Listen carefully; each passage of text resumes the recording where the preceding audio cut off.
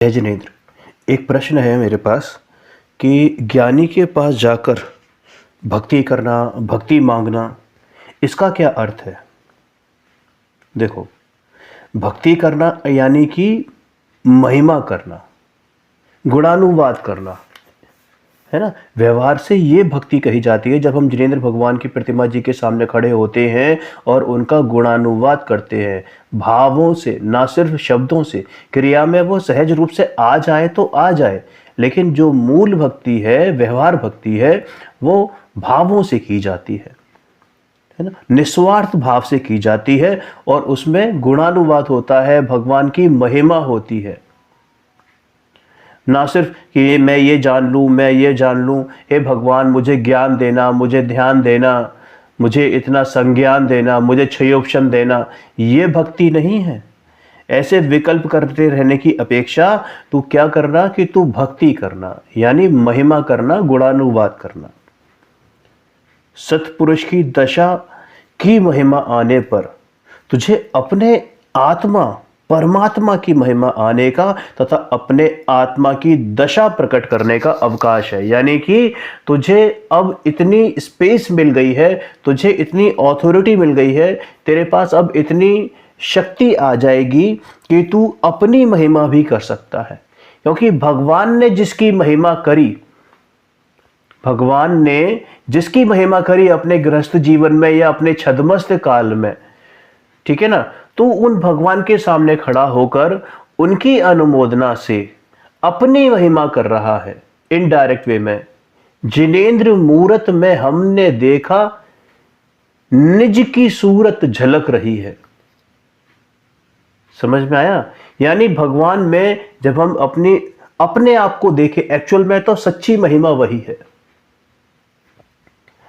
मैं ये जान लूँ, मैं जान लूँ, मैं जान लूँ, अरे ऐसे सूखे ज्ञान की मांग करने की अपेक्षा, मतलब इसका क्या उसका क्या, ऐसा करने की अपेक्षा उनकी खुद की महिमा करना, गुणानुवाद करना, उससे तुझे अपने चैतन्य स्वरूप भगवान आत्मा की भी महिमा आएगी। चैतन्य की ओर झुकाव होगा, चैतन्य चमत्कार प्रकट होगा। बाहर में देव शास्त्र गुरु की महिमा करने से अंतर में अपने परमात्मा स्वरूप की महिमा आने का अवकाश है। उसकी महिमा बिना तू जो कुछ जानेगा वह किस काम का है। यदि तूने दुनिया भर की महिमा करी और अपनी महिमा नहीं करी, निज भगवान आत्मा की महिमा नहीं करी, सबको जाना, निज को ना जाना तो कुछ भी ना जाना। अरे जिन्होंने आत्मा की दशा प्रकट की है तथा आत्म साधना की है, ऐसे सतगुरु की महिमा यदि तुझे ना आए तो अपने आत्मा की महिमा नहीं आ सकती। कितनी भी गुंजाइश नहीं है कि तुझे अपने भगवान आत्मा की तरफ दृष्टि भी होगी। अपने आत्मा की महिमा ना आए और मात्र जानकारी, इंफॉर्मेशन इकट्ठा किया करे, 20, 50, 5,000 शास्त्र पढ़ ले, 10,000 शास्त्र पढ़ ले, तू सिर्फ एक गूगल बनकर रह जाएगा, ज्ञानवान नहीं बनेगा। गूगल से क्या मिलता है? ज्ञान मिलता है या इंफॉर्मेशन मिलती है? कि केवल इंफॉर्मेशन मिलती है तो तुझे ये शास्त्र भी सिर्फ इंफॉर्मेटिव ही प्रतीत होंगे, ज्ञानवान नहीं। तुझे ज्ञान कराने में ये निमित्त है, लेकिन तू निमित्तों को भी वेस्ट कर देगा। अपने आत्मा की महिमा ना आए और मात्र जानकारी किया करे, तब भी आत्मा की ओर झुकने का अवकाश नहीं है। यानी कि आत्मा को नहीं पाने की की गुंजाइश नहीं है। इसलिए ज्ञान महिमा पूर्वक, गुणानुवाद पूर्वक होना चाहिए, अपनी महिमा पूर्वक होना चाहिए। महिमा बिना का ज्ञान तेरे स्वभाव की ओर नहीं आएगा। आपको मालूम है, एक सच्ची धर्मी जीव की अगर पहचान करनी होती है, हम अंतरंग में तो नहीं जान सकते ना सम्यक दृष्टि है या नहीं है। वो तो या तो वो स्वयं जानता है या केवली जानते हैं, या फिर जो बहुत ज्ञानी है, ज्ञानी से मतलब वास्तविक ज्ञानी, सम्यक ज्ञानी है, वो ही जान सकते हैं। लेकिन अगर हमें भी अगर पहचान करनी है ना, तो सच्चे देव शास्त्र गुरु के प्रति उसका श्रद्धान कैसा है, वो क्या सोचता है, क्या करता है, जड़ पूर्वक नहीं, शरीर से नहीं, उसकी थॉट प्रोसेस क्या है भाई। उसको देवशास्त्र गुरु के प्रति कितना बहुमान आता है, कितनी महिमा आती है, सबसे पहले ये चेक करा जाता है। सम्यक दृष्टि होने की एलिजिबिलिटी क्राइटेरिया है ये, सच्चे देवशास्त्र गुरु का श्रद्धान। पंडित जी साहब ने लिखा है ना, तो वो क्या लिखा है, सच्चे देवशास्त्र गुरु का श्रद्धान। ये भी सम्यक दर्शन कहलाता है, लेकिन ये व्यवहार से सम्यक दर्शन कहलाता है। कारण कि जिसको निश्चय सम्यक दर्शन होता है उसको ये होगा ही होगा, होगा ही होगा। जितना डेडिकेशन 100% तन मन और यथासंभव धन, जितना वो कर सकता है अपनी तरफ से, बिल्कुल पूर्ण समर्पित, तन समर्पित, मन समर्पित और ये जीवन समर्पित, चाहता हूं देवशास्त्र गुरु तुम्हें कुछ और भी दूं। तो वो जो और है ना, वो और उसके बाद शुरू होता है कि जब अपने में वो प्रकट होते हैं। अरिहंत भगवान के द्रव्य गुण पर्याय को जाने, वह अपने द्रव्य गुण पर्याय को जानता है। 80वीं नंबर गाथा फिर आ गई यहां पर भैया।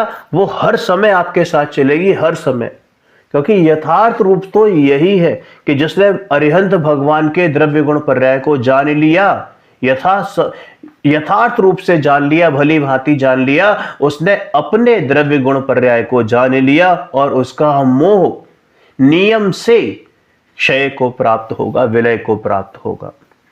भगवान की दशा की महिमा आए तब भगवान के आत्मा की महिमा आए। दशा की महिमा मतलब प्रेजेंट अवस्था जो है, वर्तमान पर्याय। अरिहंत भगवान की वर्तमान पर्याय जो आपके सामने उपस्थित है, प्रतिमा जी, है ना, तब भगवान की आत्मा की महिमा आए और तभी निजात्मा की महिमा आए।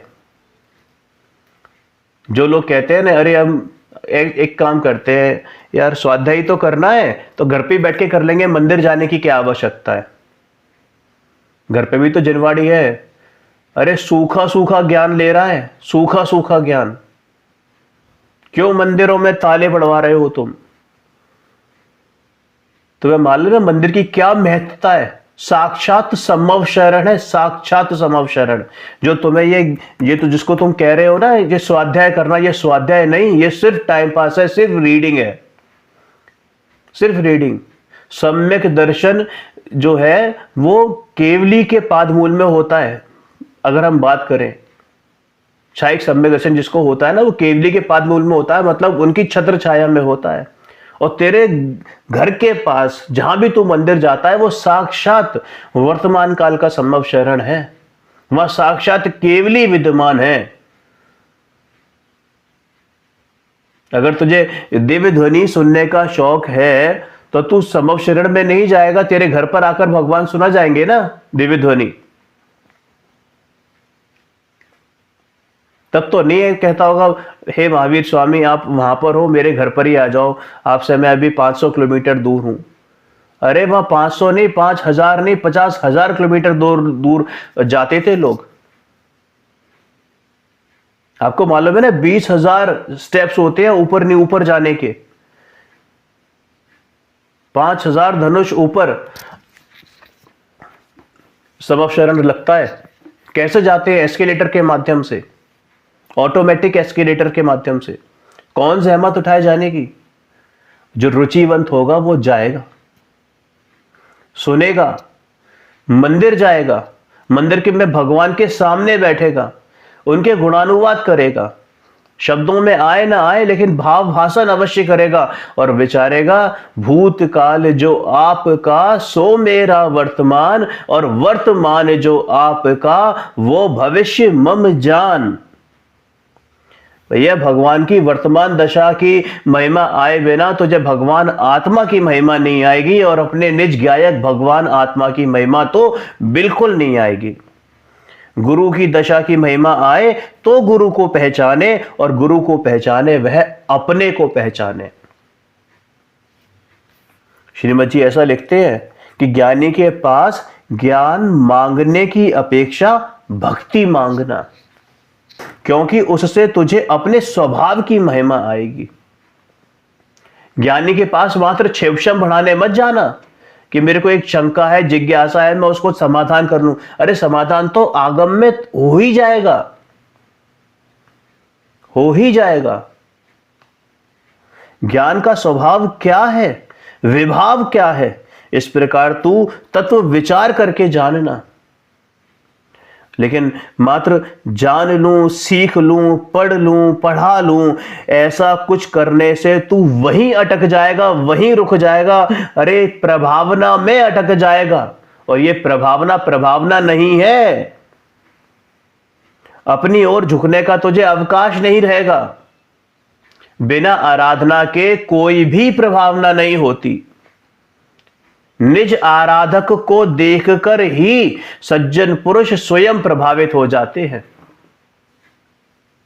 जो छोटा बच्चा होता है ना, आप उससे कुछ भी कहते रहो, आप उससे बोलो सच बोलना अच्छी बात है, झूठ बोलना पाप है, झूठ बोलना पाप है, सच बोलना चाहिए, और आप स्वयं झूठ बोलो और बच्चा आपकी एक्टिविटीज नोटिस करता है, और आप झूठ बोलो, आप जिंदगी में उसको कभी सच बोलना नहीं सिखा पाओगे, केवल कहने मात्र से नहीं। बच्चे से हम पढ़ाते हैं ना, छोटे बच्चे को, तो उसके साथ बैठते हैं, उसके साथ खुद पढ़ते हैं। यदि उससे सिर्फ ये कहे कि तू पढ़ ले और मैं स्वयं टीवी देखूं या न्यूज़पेपर पढ़ूं या फोन पे बात करूं या फोन चलाऊं, बच्चा मेरी हर एक एक्टिविटी नोटिस करेगा। तो भैया, जिसको प्रभावित करना चाह रहे हो वो आपकी खुद की एक्टिविटी नोटिस करता है, आप कितने डूबे हुए हो। तीर्थंकर स्वामी को क्या प्रभावना करनी पड़ती है? अरे उन्होंने आराधना की है तो प्रभावना स्वतः ही हो रही है। बिना इच्छा के देवी ध्वनि खिल रही है, बिना इच्छा के प्रभावना हो रही है, वो है प्रकट रूप से प्रभावना, व्यवहार से। अरे वास्तविक प्रभावना तो मेरे अनंत गुणों की प्रभावना है।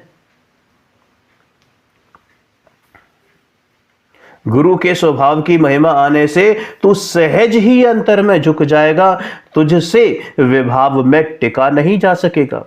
यदि गुरु की दशा की महिमा आई तो आत्म स्वभाव की महिमा आएगी, तब विभाव में टिकना ही नहीं होगा, अपनी ओर जाने का प्रयत्न चलेगा। निज महिमा बिना ज्ञान अपनी ओर नहीं आता। यदि तुझे अपनी महिमा नहीं आती तो दुनिया भर की बातें सीख ले, 11 अंग 9 पूर्व का पाठ ही हो जाए, और अपनी महिमा नहीं आए तो वो 11 अंग 9 पूर्व बिना संस्कार के यहीं रह जाने वाले हैं। यदि तुझे अपनी महिमा नहीं आती तो तू विभाव की महिमा में खड़ा रहेगा और स्वभाव की ओर नहीं जा सकेगा।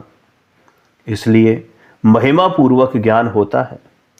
ज्ञान, भक्ति, तत्व विचार आदि आत्मा की महिमा पूर्वक होने चाहिए। ज्ञान, वैराग्य, भक्ति आदि सब हों तो अपने में ढल सकेगा। रुचि अपनी ओर की होगी। रुचि अनुयायी वीर्य होता है ना, जहां रुचि होती है वहीं पुरुषार्थ ढलता है। विभाव में एकत्व बुद्धि, तन्मयता होगी तो अपनी ओर नहीं ढला जाता।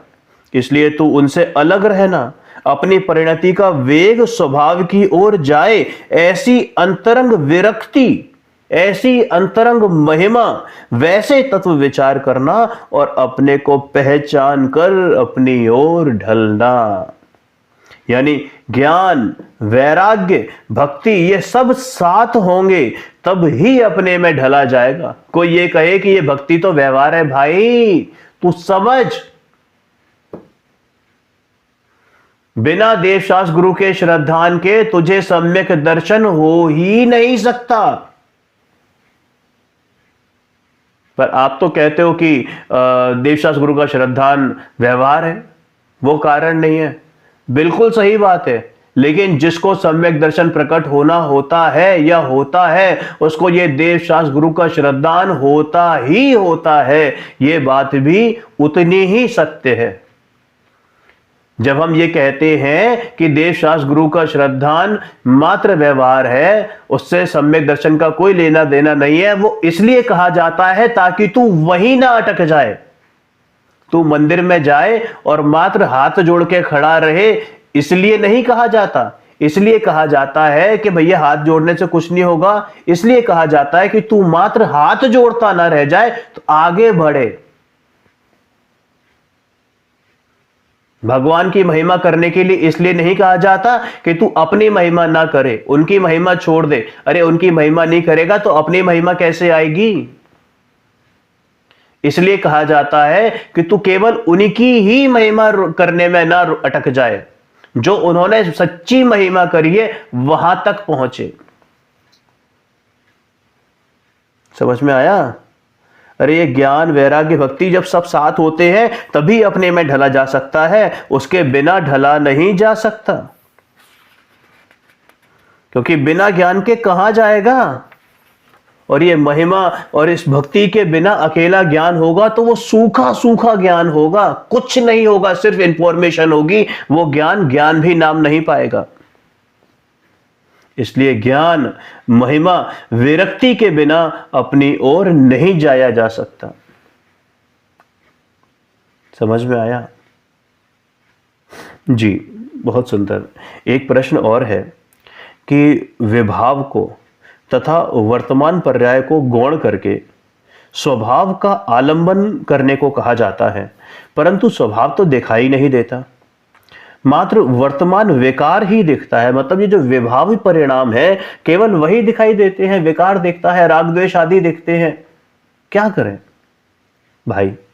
जो नहीं दिखता अनदेखे को देखने का प्रयत्न करना, जो अदृश्य है उसे दृश्यमान करना, और जो दिखता है उसे गौण करना।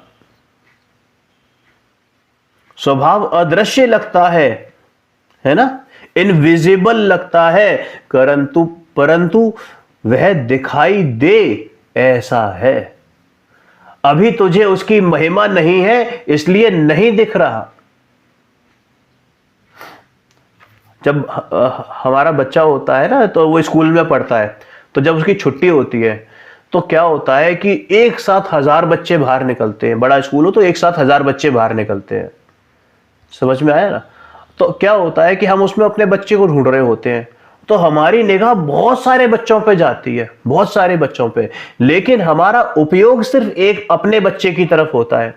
तो हम उन 1000 बच्चों में से किसी एक की तरफ भी उपयोग टिका के नहीं रखते। लेकिन जैसे ही अपना बच्चा, दिखते सारे बच्चे हैं, लेकिन जैसे ही अपना बच्चा दिखता है बाकी सारे के सारे बच्चे, 999 बच्चे गौण हो जाते हैं। क्या हो जाते हैं? गौण हो जाते हैं।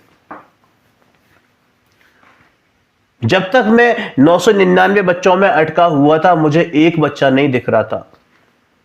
वो था नहीं ऐसा तो नहीं है ना, वही था, उन्हीं बच्चों में था, उन 1000 बच्चों में ही था। लेकिन जैसे ही मुझे मेरा बच्चा देखा, क्योंकि मेरी रुचि उस बच्चे की तरफ थी, मेरा उपयोग उसे ही ढूंढ रहा था, और जैसे ही मेरा उपयोग में केंद्रित हुआ, यानी अपने बच्चे में केंद्रित हुआ, बाकी के सारे बच्चे क्या हो गए? गौण हो गए। ऐसे ही ये विभाव परिणामों में जो अनादि की संतति रही है ना, अनादि का अध्यास रहा है इनको अपना मानने का, इसलिए तुझे अभी स्वभाव नहीं दिखाई देता। लेकिन ऐसा है नहीं कि स्वभाव दिखेगा नहीं, यह दिख नहीं सकता। अनंत अरिहंत और सिद्धों ने अपने स्वभाव को देखा है, देख रहे हैं। वीतरागी संतों ने स्वभाव को देख रहा है, देखते हैं। समझ में आया?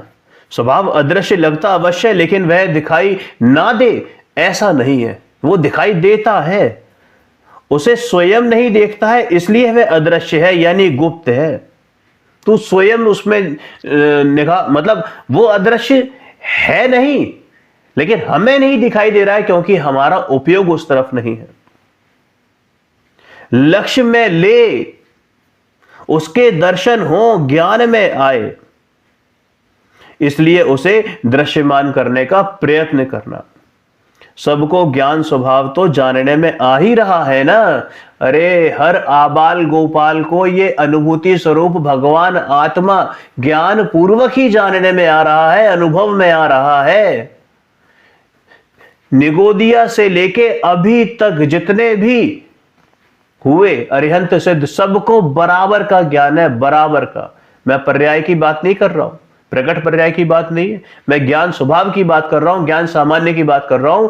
तो हर किसी को ज्ञान अभी के अभी वर्त रहा है, और इसी वर्तमान वर्तते हुए ज्ञान को पहचानना, यही सम्यक ज्ञान है, यही सम्यक दर्शन है।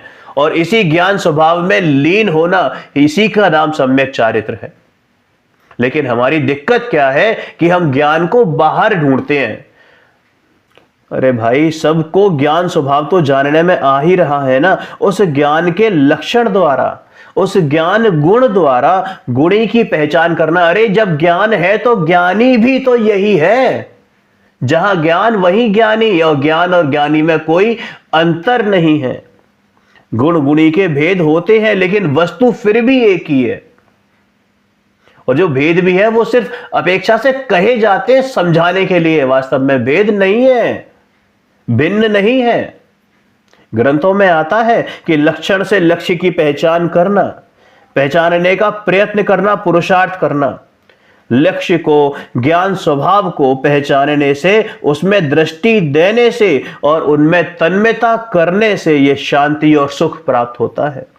देखो, ये तीनों रत्नत्रय आ गए। ज्ञान स्वभाव को पहचानने से ज्ञान, उसमें दृष्टि देने से दर्शन, और उसमें तन्मयता होने से चारित्र। अरे उसमें से ही अपार एवं अगाध ज्ञान प्रकट होता है, माने ज्ञान में ही ज्ञान भरा पड़ा है और कहीं नहीं मिलेगा। मिठास तुझे ढूंढनी है तो चीनी में ही मिलेगी। अरे उसे ग्रहण करने से पूर्व वीतरागी दशा एवं आनंद प्रकट होता है। यह अनादि काल के सर्व विभाव तो आकुलता रूप तथा दुख रूप ही है।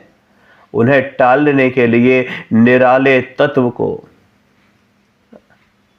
इस अतुलनीय चैतन्य चमत्कार स्वरूपी भगवान आत्मा, ज्ञायक भगवान आत्मा, एक ज्ञायक भाव, ऐसा चैतन्य स्वरूप, ऐसे तत्व को ग्रहण करना। समझ में आया जी? एक प्रश्न और है कि रागी जीव भेद का लक्ष्य करे तो राग उत्पन्न होता है, तब सामर्थ्य का आश्रय लेने से सम्यक दर्शन किस प्रकार हो? क्योंकि सामर्थ्य भी तो एक अंश है ना। देखो, सामर्थ्य में एक अंश को ग्रहण मत करना, सामर्थ्य में एक अंश को मत मान लेना। अनंत शक्तियों से परिपूर्ण एक अखंड आत्मा को लेना है, उसमें भी अखंड द्रव्य का आश्रय लेना है। एक गुण का आश्रय लेना ऐसा नहीं बताया गया है कि एक ही गुण का आश्रय लिया, फिर तो कितनों के आश्रय लेने पड़ जाएंगे, अनंतों के आश्रय लेने पड़ जाएंगे। अरे एक अखंड द्रव्य कैसा है कि अनंत शक्ति से, अनंत सामर्थ्य से भरा पड़ा है। उस द्रव्य का आश्रय लेने से शुद्ध पर्याय प्रकट होती है, जबकि विभाव के आश्रय से या पर्याय या गुण भेद पर दृष्टि रखने से, उनका आश्रय लेने से मात्र राग होता है, विकल्प होते हैं। इसलिए अंतर में एक अखंड द्रव्य का आश्रय लेना। आपकी बात सही है, लेकिन द्रव्य को भी तो अंश कहा जाता है, तो फिर वहां पर भी विभाव हो गया, तो अखंड वस्तु किस प्रकार रही? भाई वो ध्रुव भी तो अखंड ही है। ध्रुव कोई पर्यायों, गुण पर्यायों से अलग थोड़ी ही है। बदलते हुए भी जो ना बदले उसी का नाम ध्रुव है। कोई ध्रुव कोई अलग वस्तु नहीं है कि गुण अलग है, पर्याय अलग है और ध्रुव अलग है, ऐसा नहीं है, एक ही वस्तु है। ध्रुव अखंड वस्तु है, किसी अपेक्षा से उसे कहा जाता है अंश, फिर भी उस अंश में और इस अंश के, उस पर्याय के अंश में फेर है। उत्पाद व पलटते अंश है और यह ध्रुव शाश्वत है, स्थिर है, पूर्ण है। भाई अगर तेरी दृष्टि पलटते वाले अंश पर रहेगी तो कभी स्टेबल नहीं हो पाएगी, स्थिर नहीं हो पाएगी, लेकिन ध्रुव पर रहेगी तो ही स्थिर हो सकती, क्योंकि ध्रुव स्वभाव का आश्रय लेने से ही वर्तमान में ये शुद्ध पर्याय प्रकट होती है। उत्पाद व पलटते अंश होने से वे ज्ञान में गौण होते हैं। जब शाश्वत ध्रुव को ग्रहण किया तो उसमें पूर्ण अस्तित्व समा जाता है, आ जाता है। जो पलटता है वह ज्ञान में आता है, परंतु पलटता जो है उसका आश्रय नहीं लिया जाता। वो ज्ञातव्य तो है लेकिन उसका आश्रय नहीं लिया जाता। जो शाश्वत है उसी का आश्रय लिया जाता है। जो दूसरे ही क्षण पलट जाए उसका आश्रय कैसे लोगे? क्योंकि जब तक आप उसका आश्रय लेने जाओगे वो पलट जाएगी, उसका व्यय हो जाएगा। एक समय की पर्याय एक छद्मस्त के ज्ञान का विषय होती ही नहीं है, तो कहां से आश्रय लोगे? जबकि ध्रुव में पूर्ण सामर्थ्य है। उत्पाद वह पलटता है, वह भी द्रव्य का स्वरूप है, परंतु वह पलटता रहता है, इसलिए उसका यानी पलटने वाले का आश्रय नहीं लिया जाता। शाश्वत ध्रुव का ही आश्रय लिया जाता है। मैं फिर बता रहा हूं, ये ध्रुव और ये गुण और पर्याय उत्पाद और व्यय, ये कोई अलग अलग नहीं है, एक ही वस्तु में होने वाली अवस्थाएं हैं, एक ही वस्तु है। ये ध्रुव में ही उत्पाद व्यय होता है, बस फर्क ध्रुव कहते किस लिए है कि पलटते हुए भी ना पलटे। समझ में आया ना? तो ध्रुव का आश्रय इसलिए लिया जाता है कि हम पलटने वाले को ना देखें, जो ना पलटने वाली वस्तु है उसी को देखें। शाश्वत ध्रुव है, वह अनंत गुण से अनंत शक्तियों से भरपूर है। शाश्वत ध्रुव है, वह शून्यवत, जीरो की माफिक, शून्य की माफिक, अकेला नहीं है और ना ही उसका अस्तित्व हीन है, पूर्ण अस्तित्व है, पूर्णानंद का नाथ है, अनंत गुण शक्तियों से भरपूर है वह ध्रुव। यदि उसे लक्ष्य में लिया तो दूसरा कुछ बाकी नहीं रह जाता, उसके आश्रय में सब कुछ समा जाता है। पर्याय कहीं भी किसी भी एंगल से आश्रय लेने योग्य नहीं है। हाँ, उसका वेदन होता है, ज्ञान में आती है, अनुभव भी होता है, द्रव्य के आश्रय से पर्याय में नहीं आती। शाश्वत ध्रुव है, द्रव्य के आश्रय में पर्याय आती ही नहीं, द्रव्य के आश्रय में पर्याय आती ही नहीं, क्योंकि आश्रय हमने द्रव्य का लिया है। जो शाश्वत ध्रुव है वही आश्रय में आता है, और शाश्वत ध्रुव आश्रय में आया उसमें सब समाहित हो जाता है, बाकी कुछ बाकी नहीं रहता। शाश्वत का आश्रय लेने से राग नहीं होता, बल्कि वीतरागी हो जाता है, राग छूट जाता है, वैरागी हो जाता है। समझ में आया?